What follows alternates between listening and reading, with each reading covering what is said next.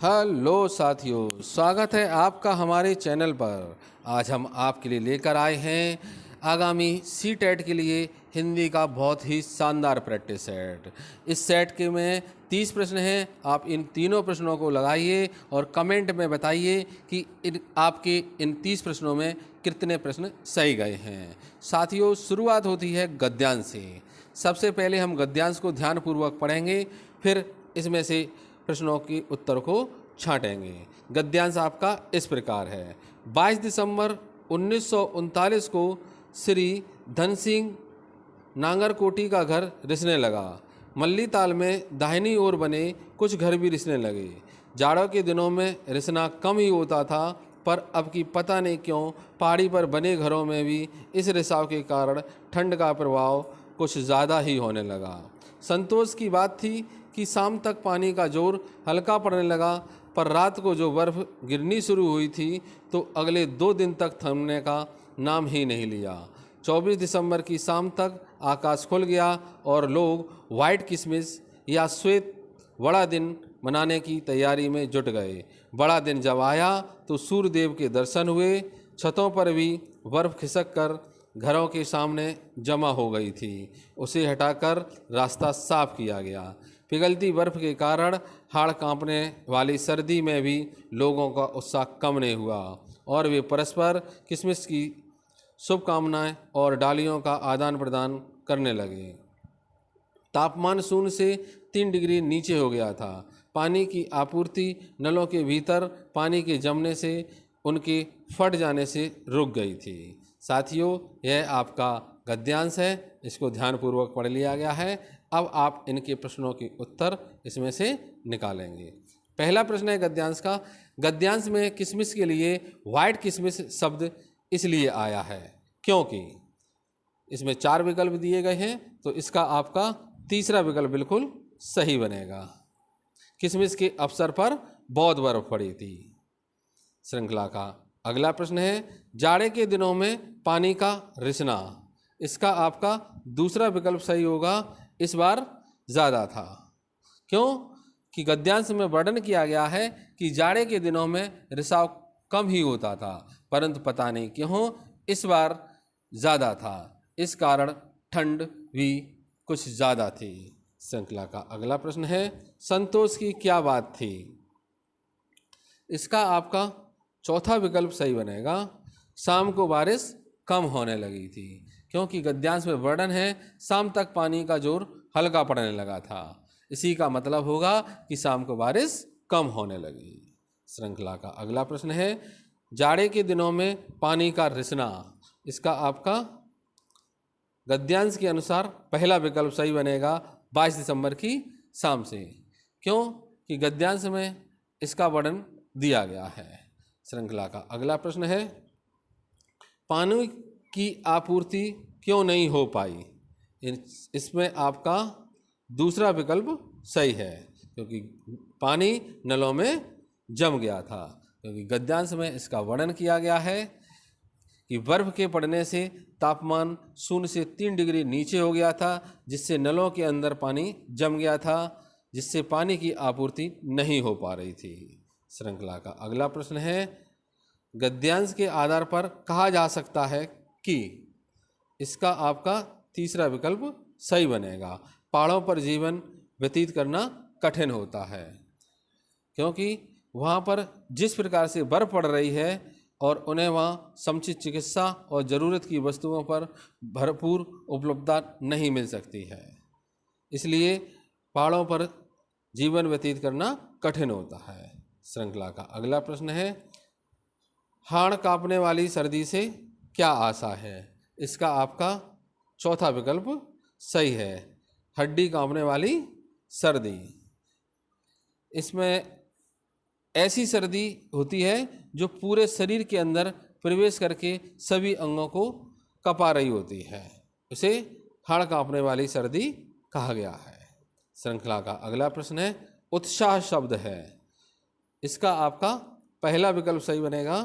उत्साह एक भाववाचक संज्ञा है। संज्ञा साथियों 5 प्रकार की होती हैं। इसके संज्ञा के 5 भेद होते हैं। जातिवाचक संज्ञा, व्यक्तिवाचक संज्ञा, गुणवाचक संज्ञा, भाववाचक संज्ञा और द्रव्यवाचक संज्ञा। तो उत्साह एक भाववाचक संज्ञा है। भाववाचक संज्ञा हम किसे कहते हैं? जिस संज्ञा शब्द से किसी व्यक्ति, वस्तु के गुण या धर्म, दशा अथवा उसके व्यापार का बोध होता है, उसे हम भाववाचक संज्ञा कहते हैं। श्रृंखला का अगला प्रश्न है, घर का बहुवचन रूप क्या होगा? इसका आपका विकल्प दूसरा सही होगा। घर का बहुवचन घर ही होता है। साथियों, घर के साथ साथ एग्जाम में ज़्यादातर जैसे नेत्र, प्राण, आंसू, अक्षत, दर्शन आदि शब्द उठते हैं जो हमेशा बहुवचन में प्रयोग किए जाते हैं। श्रृंखला का अगला प्रश्न, आपको ये एक कविता दी गई है, इस कविता को ध्यानपूर्वक पढ़िए, फिर इसमें से हमें प्रश्न निकालने होंगे। एक ही दिया स्नेह से भरा, प्रेम का प्रकाश प्रेम से घरा, झिलमिल हवा को तिलमिला रहा, ज्योति का निशान जो हिला रहा, मुस्करा रहा है अंधकार पर यह मजार है किसी शहीद का, दर्शनीय था जो चांद ईद का, देश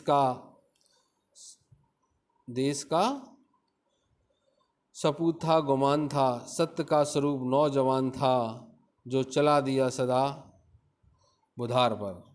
श्रृंखला यहाँ से आप देखिए इस गद्यांश को एक बार ध्यान से, फिर इसके प्रश्नों के उत्तर दीजिए। पहला प्रश्न है, हवा क्यों तिलमिला रही है? इस गद्यांश के अनुसार आपका विकल्प इसमें दूसरा बनेगा, दिए के निरंतर जलने से।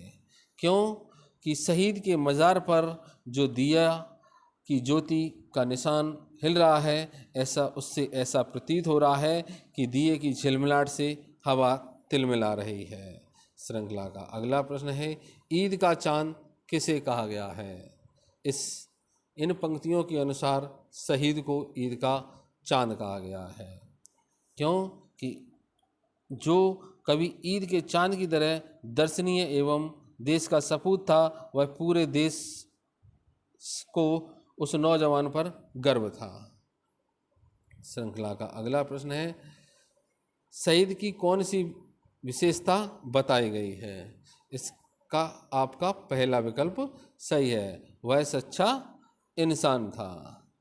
इन पंक्तियों में ये कहा गया है कि वह जो मज़ार है वह देश के सच्चे ईमानदार नौजवान की मज़ार है, जो सदा सत्य के मार्ग पर चलते हुए देश की रक्षा के लिए अपने प्राणों की आहुति दे देता है। श्रृंखला का अगला प्रश्न है, कविता में अंधकार शब्द से क्या आशय है? इसका आपका तीसरा विकल्प सही है, बुराइयाँ। इन पंक्तियों में बताया गया है कि शहीद की मज़ार पर जलने वाला जो दीपक है, उसका प्रकाश अंधकार रूपी बुराइयों पर विजय प्राप्त कर रहा है। श्रृंखला का अगला प्रश्न है, दर्शनीय शब्द में प्रत्यय है। इसका आपका पहला विकल्प सही है, ईय, क्योंकि दर्शनीय शब्द में दर्शन मूल शब्द है और इसमें ईय प्रत्यय जोड़ करके दर्शनीय बनाया गया है। श्रृंखला का अगला प्रश्न है, हवा का पर्यायवाची शब्द नहीं है। इसका आपका चौथा विकल्प सही है। अनिल, मारुत, शमीर, वायु, पवन, बयार, प्रकंपन आदि हवा के पर्यायवाची शब्द होते हैं, जबकि अनल आग का पर्यायवाची शब्द है। आग के अन्य पर्यायवाची पावक, अग्नि, वायुसखा, दहन और कृषाणु भी होते हैं। श्रृंखला का अगला प्रश्न है, भाषा के संबंध में कौन सा कथन सही नहीं है? इसमें आपका चौथा विकल्प सही बनेगा, भाषागत विविधता एक समस्या है। श्रृंखला का अगला प्रश्न है, नेहा अपनी बात कहते समय अपनी मातृभाषा के शब्दों का प्रयोग करती है, आप क्या करोगे? इसमें आपका पहला विकल्प सही है, लक्ष्य भाषा के शब्दों का प्रयोग करते हुए सहजता से उसके वाक्य को दोहराएंगे। श्रृंखला का अगला प्रश्न है, भाषा की कक्षा में यह जरूरी है। इसका आपका तीसरा विकल्प सही होगा, भाषिक पृष्ठभूमि के आधार पर किसी को पीछे न छोड़ा जाए।